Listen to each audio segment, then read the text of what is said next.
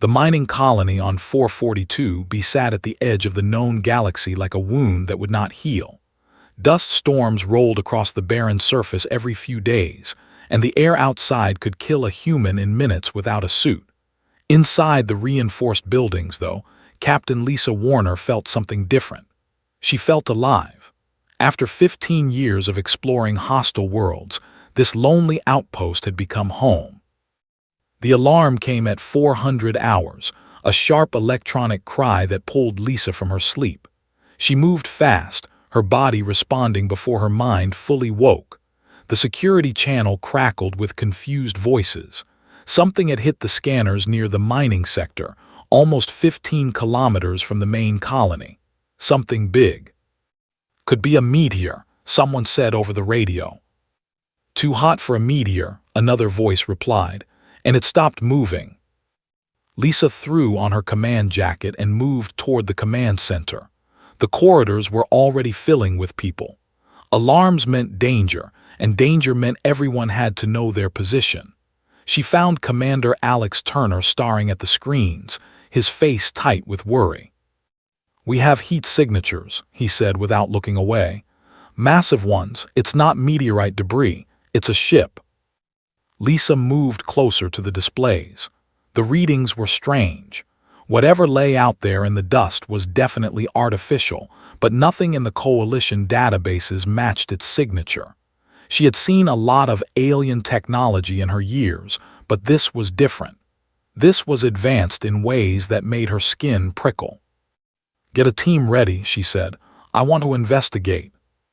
"Lisa, we don't know what we're dealing with," Turner said. "That's exactly why I'm going," she replied. The journey across 442b's surface took 2 hours. Lisa sat in the rover with Gray, the colony's medical officer, and 2 security specialists, and the landscape was a nightmare of broken rock and dust clouds that swallowed light.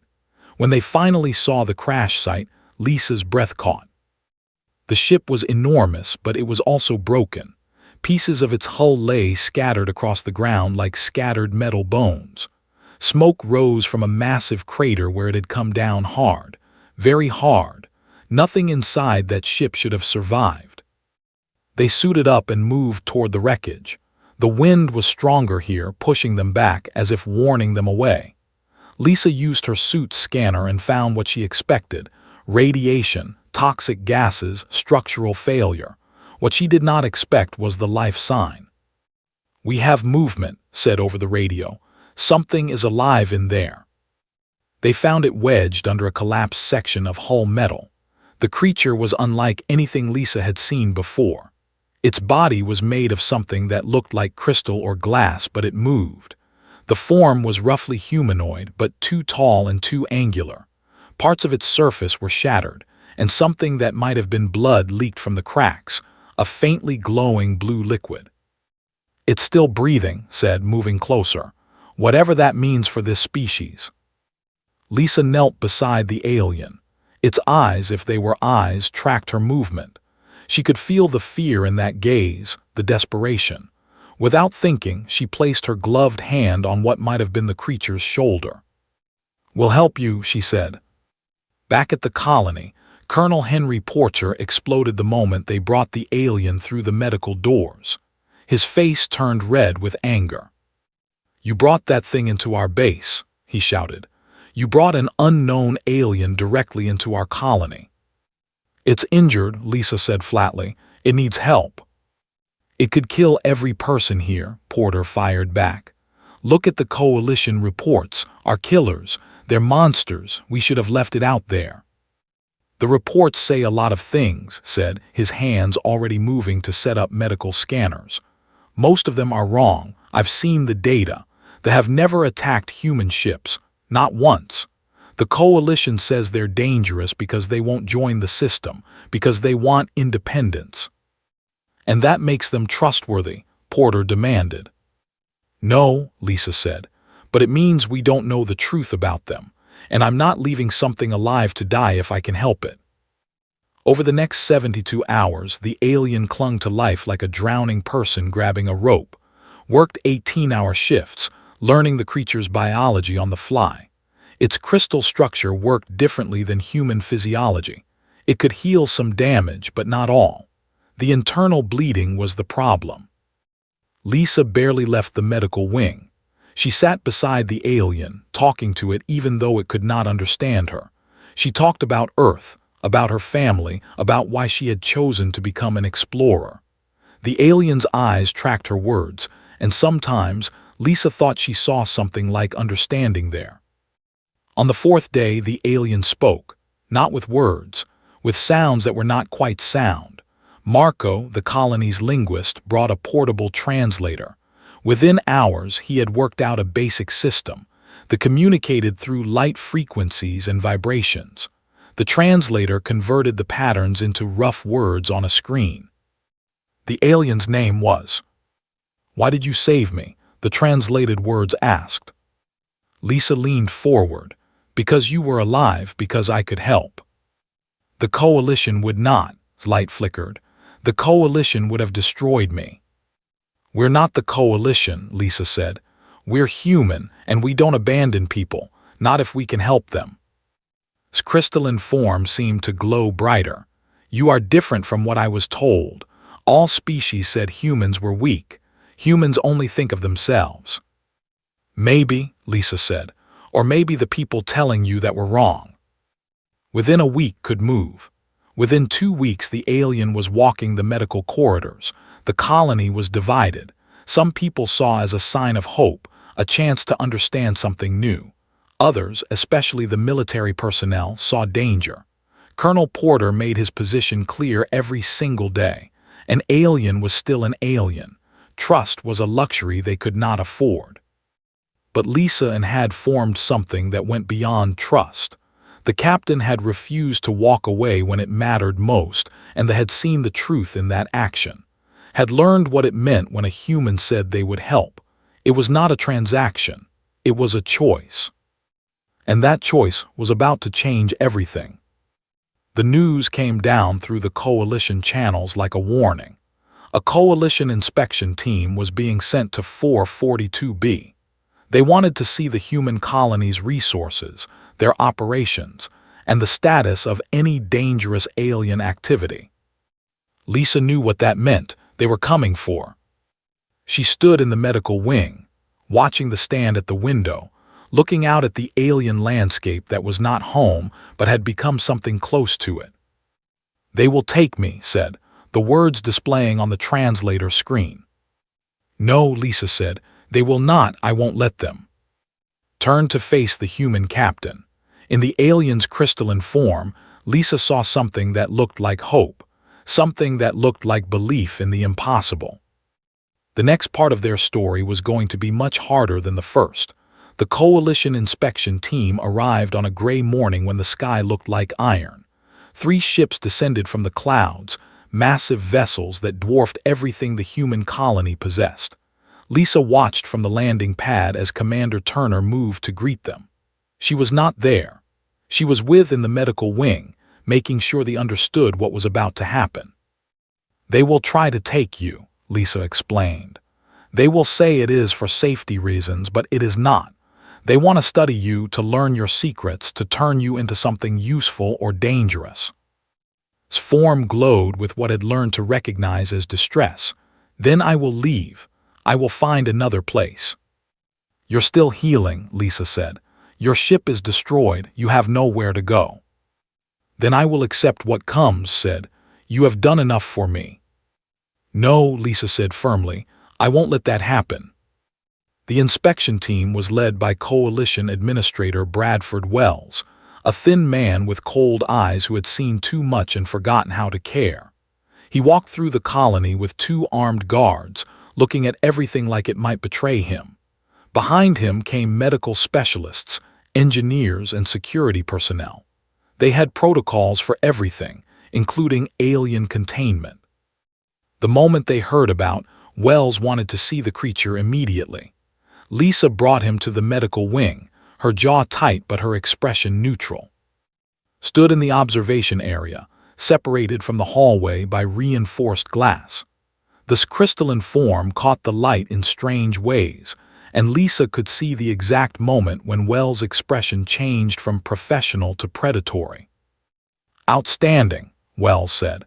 "This specimen is exactly what the Coalition has been seeking. We will need to move it to the research facilities immediately." "Is not a specimen," Lisa said, "is a person and is not going anywhere." Wells turned to look at her with something like amusement. "I beg your pardon, Captain. This is a Coalition matter. Your opinion is not relevant. You will prepare the creature for transport. That is an order." Moved forward, his medical coat still wet from working with. "The is still recovering from severe trauma. Moving it now could trigger fatal complications. As the attending medical officer, I cannot authorize transport." "Then you will be relieved of your duties," Wells said coldly. "The Coalition will take over medical care." The argument went on for hours. Wells had authority, he had protocols, he had the guns, but what he did not have was the support of the colony. People started showing up in the medical wing corridor. Engineers, miners, botanists, maintenance workers. One by one they gathered. They did not speak. They did not threaten. They simply stood there watching. Marco, the linguist, brought his translation device and tried to talk to Wells about actual abilities and intelligence. Wells was not interested in intelligence. He was interested in control. By evening, the situation had become a standoff. Wells had ordered moved to quarantine chambers. Lisa had countermanded the order. Commander Turner, caught between Coalition authority and his own people, finally made a choice. He stood behind Lisa. "Stays in medical until the medical team clears it for transport," Turner said. "Those are my orders as commander of this colony." Wells's face darkened with rage. "You are making a terrible mistake. The Coalition will not forget this." "Good," Turner replied. "Neither will I." That night, Lisa sat with again. There was confused and frightened, something that did not sit well in a crystalline form designed to appear powerful. "They hate me," said through the translator. "The Coalition, they fear me." "No," Lisa said. "They fear what they don't understand. That's different." "In my world," said, "when someone fears you, they destroy you. There is no middle ground." "In my world too," Lisa admitted. "But sometimes people choose differently.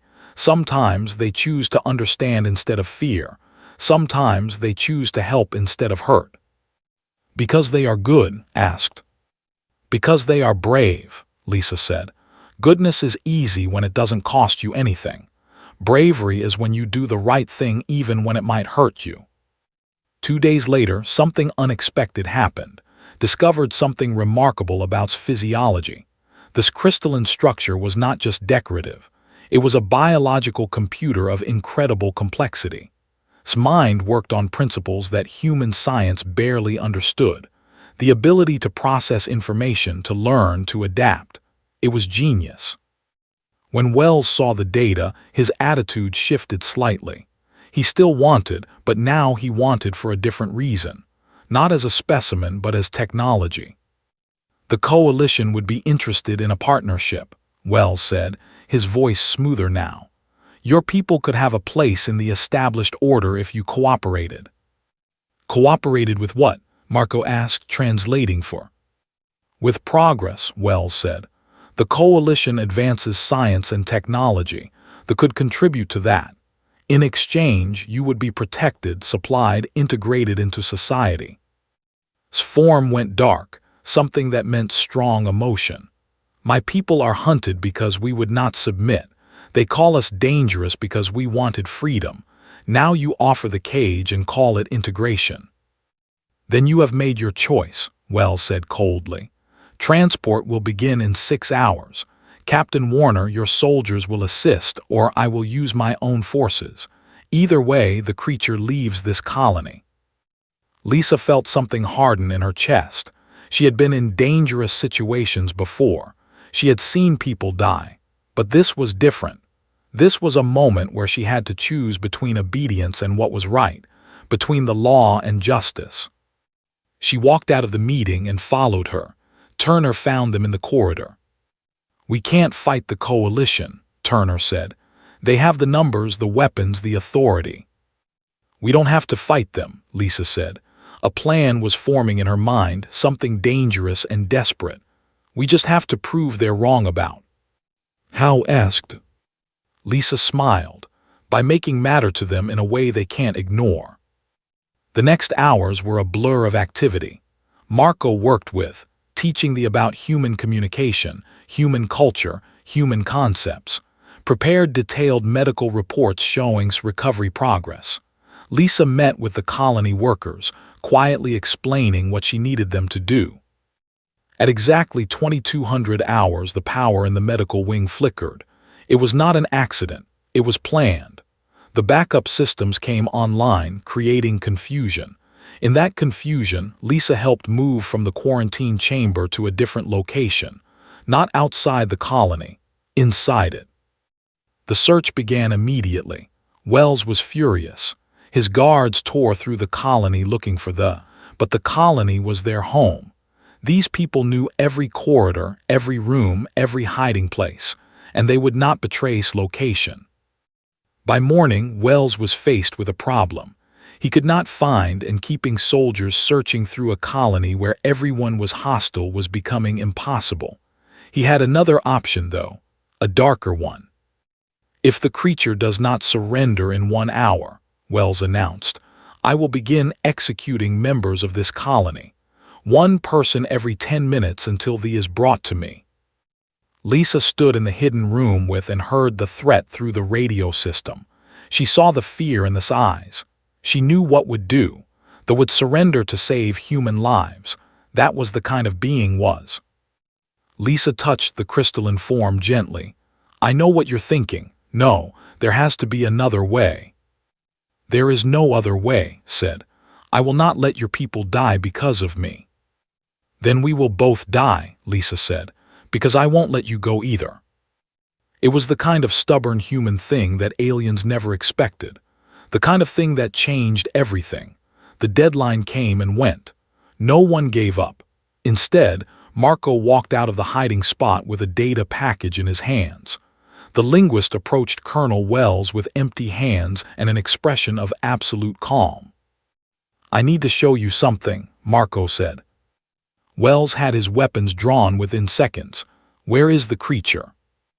Inside a secure location, Marco said. But before you do anything you'll regret, you need to understand what you're actually dealing with. Let me show you what species really is. Wells ordered his people to maintain positions while Marco accessed a terminal.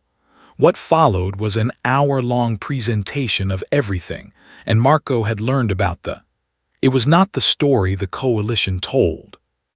They were not aggressive aliens searching for conquest. They were refugees. 300 years ago, their civilization had discovered something that changed everything. They found evidence that the Coalition had been lying about history. The dominant species in the Coalition, had systematically eliminated civilizations that threatened their power. The discovered records of 15 extinct species, all wiped out not in war, but through lies, isolation, and forced dependence. When they refused to stay silent, the Coalition began a quiet genocide. Ships disappeared. Colonies were destroyed. It was never announced officially. The press simply did not report it. They became what they were called, dangerous fugitives running for survival. His entire family was killed in the attack that destroyed their last colony, Marco said. Survived by hiding in the damaged ship systems for 3 days. The only reason is alive is because you people found instead of leaving to die. Wells stared at the data, his expression unreadable. This is propaganda, he said finally. It is memory, Marco replied. Has a biological data storage system that makes human computers look like toys. Everything remembers is and backed up. If you want proof, we'll show you. But not from a cage, not from containment, from a place where feels safe. It took another 6 hours of negotiation, but finally, Wells agreed to a meeting. A real meeting, not a capture operation, was brought to the conference room in the administration building. The first thing they did was project the data directly from crystalline form onto every screen in the room. Wells saw the evidence, not just what he was told to see, but what was actually true. He saw coalition officials ordering the destruction of peaceful colonies. He saw the cover-ups. He saw the systematic erasure of entire civilizations. He also saw something unexpected. He saw refusing to hate the coalition, even after everything. In's memories was a moment when Smother had been captured. The coalition gave the choice. Destroy a human colony yourself, or your family will die anyway. Smother had refused. She had chosen to die rather than become a murderer. The coalition killed her anyway. When Wells saw that, something in his face changed. It was not forgiveness. It was not sudden goodness. It was worse in a way. It was understanding what his own civilization had done. "Why didn't you fight back?" Wells asked quietly. You had the capability." "Because fighting back would make us what they said we were," said through the translator. "My species chose survival instead of revenge. We chose to live and remember truth rather than die hatting. That was the hardest choice of all." Wells left the colony the next day. He did not arrest anyone. He did not take, but he also did not say he would help. He simply said, "This will be reported to the council." Everyone expected that to be a death sentence. The Coalition Council would order the destruction of 442B for harboring and for knowing the truth about the situation. Instead, what happened was something else entirely. A Coalition Council representative arrived, but not with a military force. She came alone on a diplomatic vessel, and her name was Ambassador Mills. She was older than Wells, with gray hair and the kind of eyes that had seen a lot and decided to look for better things. "I've seen the evidence," Mills said at the meeting. "I've also confirmed most of it through independent sources. The Coalition Council is divided. Some want to continue ignoring the situation. Some want to end it permanently. And some, like myself, want to know why." Lisa sat across from the ambassador, and they talked for hours. Not about law or order or coalition protocols. They talked about what it meant to be human. They talked about why some people chose to help when it would be easier to walk away. They talked about why species had chosen survival over revenge. "You made a choice," Mills said finally. "A choice that your own government might punish you for. You protected an alien when you could have let it die, when you could have turned away. Why?" Lisa thought about that question carefully. Because if we only help people who are easy to help, then we're not helping anyone. We're just making ourselves feel good.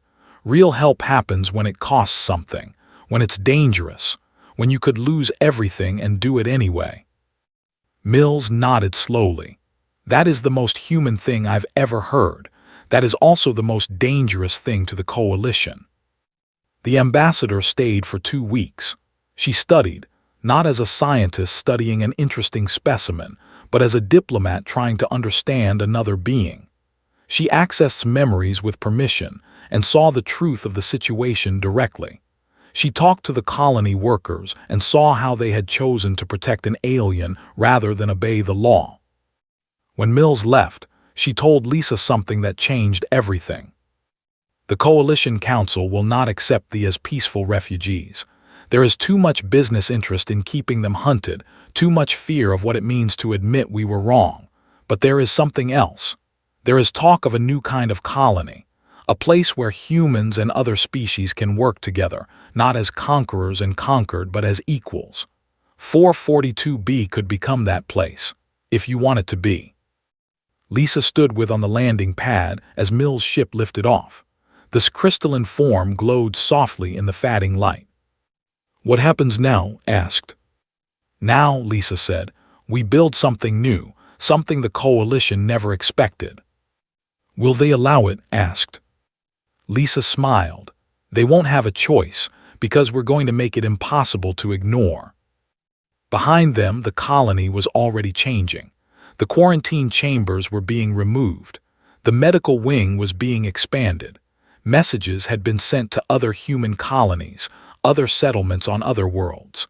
Word was spreading about what humans had done, and for the first time in a long time, the coalition was losing control of the story. But that did not mean the danger was over. The real test was about to begin.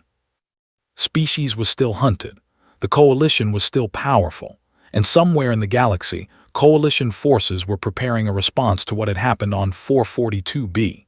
The humans had refused to abandon one. That was the exact kind of thing the coalition could not allow to happen twice. The second coalition ship arrived exactly when Lisa knew it would. The data from crystalline memory banks had predicted the timelines, and the prediction was accurate to within hours. This was not a diplomatic vessel. This was a warship, and it was angry. Commander David transmitted the message from the bridge of his ship, a massive coalition destroyer that could destroy the colony with a single salvo from its weapons systems. He did not bother with diplomacy. You will surrender the fugitive within 1 hour, or this colony will be destroyed. All human personnel will be evacuated first. The alien will remain behind. These are non-negotiable terms. Lisa stood in the command center with Turner and Marco. The walls felt like they were closing in. Everyone in the colony knew what this message meant. The coalition was done with patience. They were done with letting humans make their own choices. "We have no weapons that can stand against that ship," Turner said, his voice tight. "We have mining equipment. We have maybe enough explosives to damage the outer hull if we were incredibly lucky." "We don't need weapons," Lisa said. She had spent 3 days preparing for this moment. "We need truth." She accessed the communications system and broadcast directly to the coalition destroyer. Commander appeared on the screen, his face hard and unyielding. "Commander, I'm about to show you something the coalition does not want you to see," Lisa said. "Data directly from a who was there, who witnessed coalition war crimes, who watched your government destroy an entire civilization for disagreeing." "I don't want to see anything," said. "I have my orders." "Then the blood is on you," Lisa said.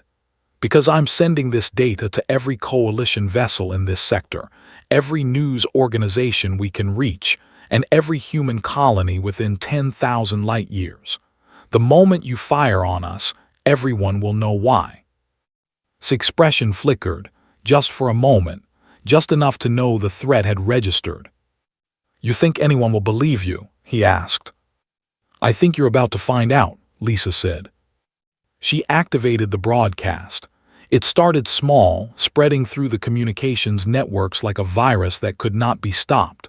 The data had shown them, the memories, the proof, every bit of evidence that the coalition had been lying for centuries. For 30 minutes there was silence. Then alarms started sounding across the destroyer. Emergency channels filled with voices, questions, denials. The crew was no longer unified in their certainty. Doubt had infected them. Commander appeared on the screen again. "You have created a problem for yourself, Captain. This data changes nothing. The coalition will still destroy this colony. It will just take longer while we investigate." "Maybe," Lisa said, "but you won't be the one doing it, because you can't commit war crimes on a broadcast channel with your entire crew watching.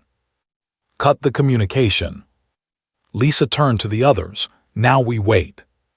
The waiting was worse than any storm they had weathered on 442b. 2 hours passed, then 3. The destroyer did not attack, but it also did not leave. It hung in the sky above the colony like a waiting predator, held back by something invisible but no less real. Then the disaster happened. A solar flare, massive and unexpected, hit the colony and the destroyer simultaneously. The sun of 442b had been dormant for years, but it had woken up at the worst possible moment. Radiation flooded the systems.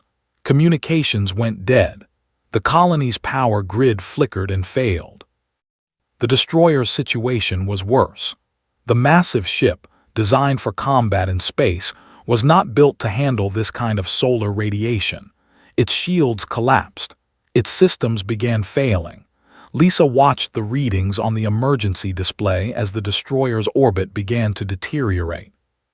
"They're going to crash," said his voice shocked. The destroyer had maybe 12 hours before it entered 442B's atmosphere at a velocity that would destroy it completely. Everyone on that ship would die. Lisa did not think. She did not consult with Turner or the others. She simply moved. "Get the rescue team ready," she said. "We're going up." "Lisa, that's insane," Turner said. "That ship is dying. The radiation alone could kill you. And if we don't help them, Coalition soldiers die because we let them die," Lisa said. "What makes our choices better than theirs if we only save people when it's convenient?" She was already moving toward the airlock, grabbed her arm. "You'll need medical support," he said. "Let me come." "No, I need you to stay here and prepare the medical wing. They're going to need a lot of help." Marco stepped forward. "I'm going. You might need a linguist if you have to communicate with the crew." And the security specialists who had been there from the beginning grabbed emergency suits. In 30 minutes, a rescue shuttle was launching toward the failing destroyer. The ship was a horror show. Its systems were half dead, its corridors dark in chaos. The crew was panicking. Lisa and her team fought through the confusion, moving toward the main control center. Commander was there, desperately trying to save his ship from death. When he saw Lisa, his expression shifted from hope to something more complex. This was the same human who had threatened to expose his crimes. This was the enemy, and she had come to save him anyway. "Your shields are failing," Lisa said, all business. "Your impulse engines are gone. Your only chance is to make a controlled descent and hope the planet's atmosphere slows you enough." "We don't have enough fuel for that," said. His voice came through the communication system, transmitted through the colony's emergency systems. Lisa had brought this crystalline form to the command center, connected to all available communication networks. "I can help," said. "My species has technology for managing descent burns. If you allow me to interface with your systems, I can calculate the proper angles and velocities. But you must trust me." Looked at Lisa. This creature, this thing that his government had ordered him to kill, was offering to save his life. "Do it," he said. His crystalline form, displayed on screens throughout the destroyer, began broadcasting calculations. Not demands, not conditions, just pure mathematical necessity. The angles required, the burn sequences needed, the timing critical for survival. For 6 hours, the rescue operation continued. Coalition engineers worked alongside, transmitted instructions. Lisa coordinated the evacuation of the most badly injured crew members. Working from the colony, directed the medical response. By the time the destroyer made its final descent, most of the crew was already off the vessel, rescued by shuttles that made trip after trip through the deadly radiation. The destroyer crashed into a mountainous region of 442B, far from the colony. When the dust settled, it was a wreck, but it was not a tomb. Everyone who could be saved had been saved. Commander was among them. He stood in the medical wing of the colony, looking at Lisa with an expression she could not quite read. "You saved my life," he said. "My government will still try to destroy you." "Maybe," Lisa said. "But right now, you know what humans are really like. You know what we choose to do when it matters. That has to count for something."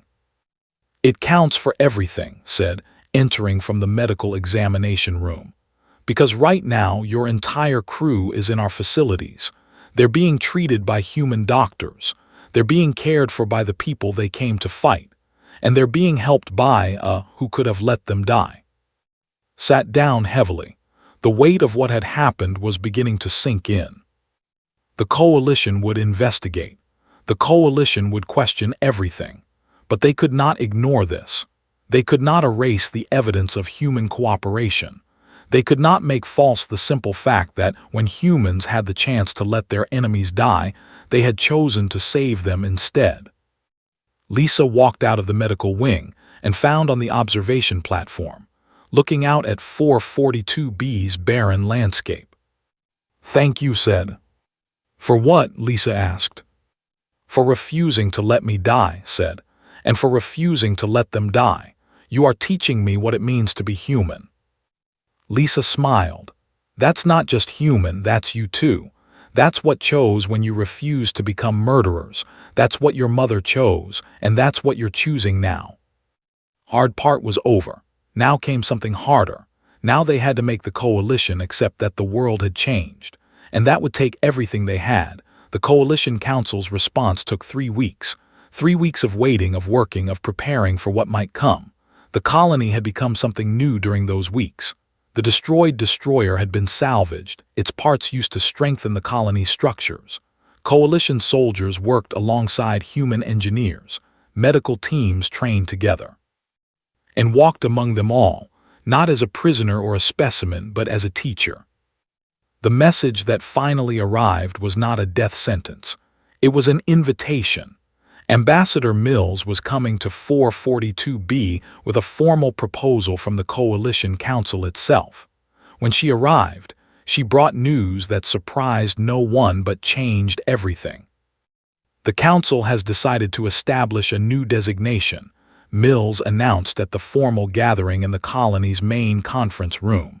"It will be called a sanctuary colony. A place where humans and other sentient species can work together as equals, not as conquerors and conquered. 442B will be the first."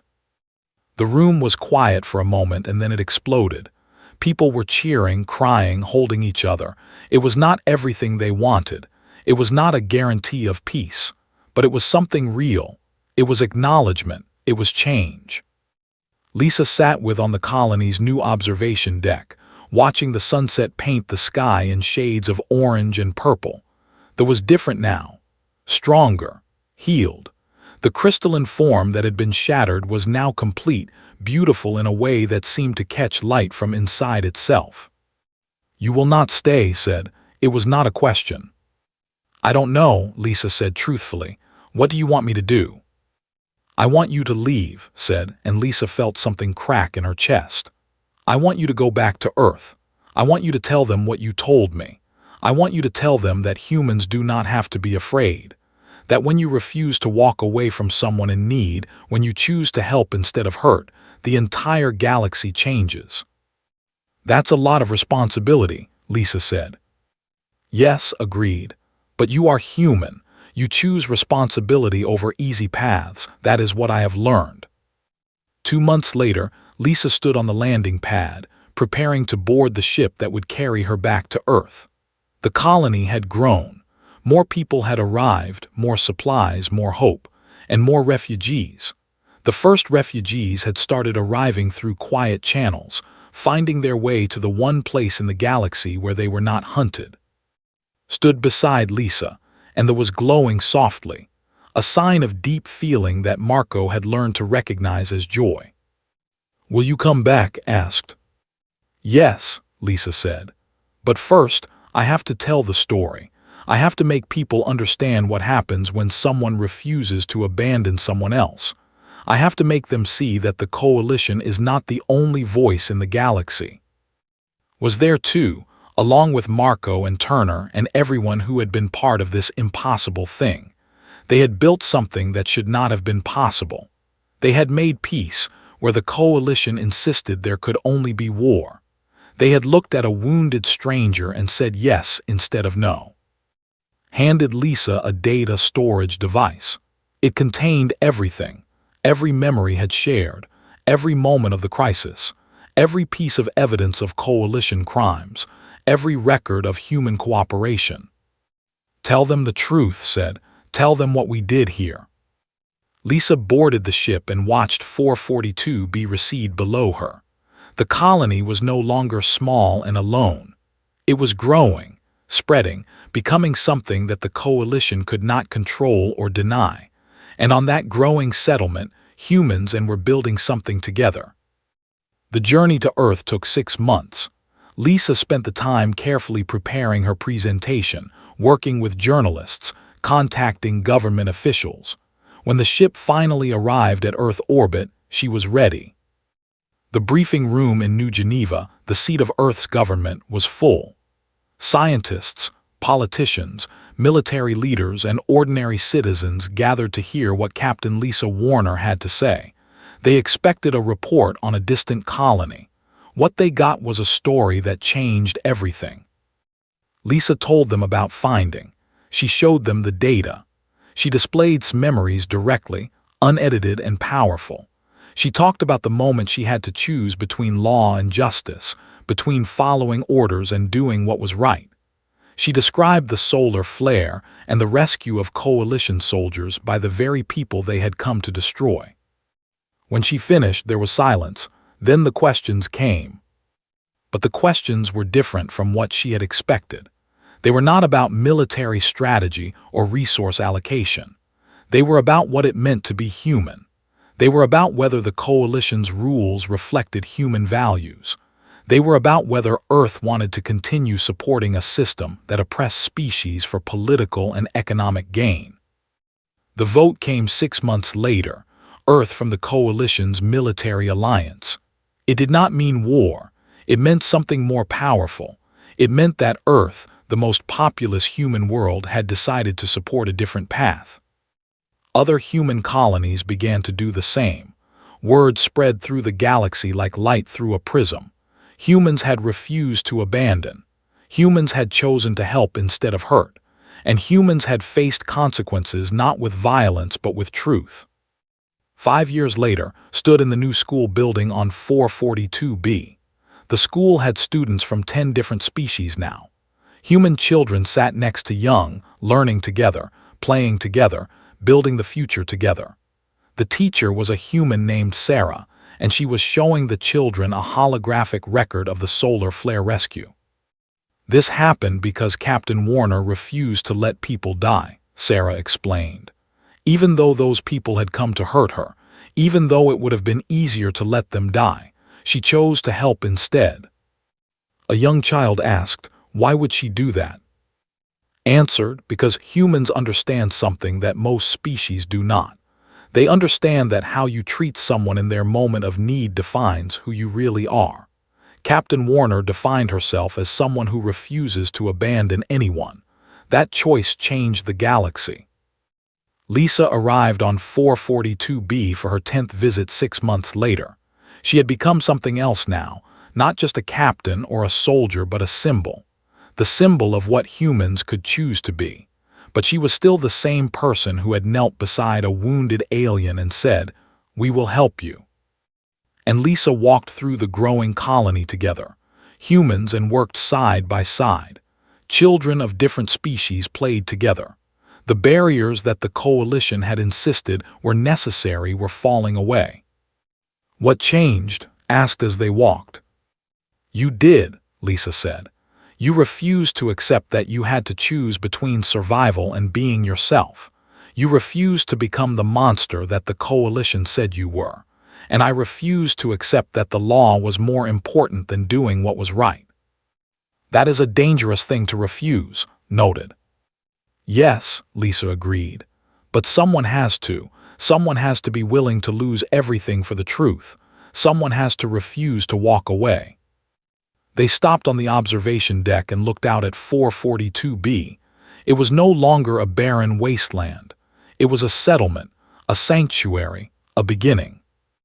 The coalition is still powerful, said. They still oppress species. They still lie. I know, Lisa said. But now there are people who know the truth. There are places where beings of different species can live together. There is proof that a different way is possible. And that proof exists because one human refused to abandon one alien when it would have been easier to walk away. His crystalline form glowed bright, a light that seemed to contain joy, gratitude, and hope all at once. You taught me what humans are, said. Not the strong who conquer, but the brave who help. Not the powerful who take, but the good who give. Not those who walk away when it is hard, but those who refuse to walk away at all. Lisa smiled. That's all I ever did. That's all anyone can do. Stay, help, refuse to accept that there is no choice but cruelty. They stood together as the twin suns of 442 BC set, painting the sky in colors that no world had seen before humans and chose to build something together. Below them, a new world was being born, a world where humanity's greatest strength was not power or technology, but the simple refusal to abandon anyone in their moment of need. And somewhere in the galaxy that refusal was spreading, changing, growing. One choice at a time. One human at a time. One wounded stranger at a time. The end.